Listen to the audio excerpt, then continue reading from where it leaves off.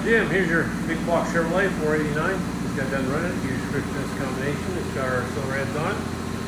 The Edelbrock manifold. Fuel carburetor, MSD Pro Billet. Custom grind hydraulic roller. It's got the marks blacked out. Setup on the front. Really nice. Show you out range. 3,500, 555 foot-pounds of torque. Peaks torque 558, good and flat. Peaks horsepower 560. Its front end's about 15 or so that's pretty good. Get her off there, get in the crate, come your way. Have a great day.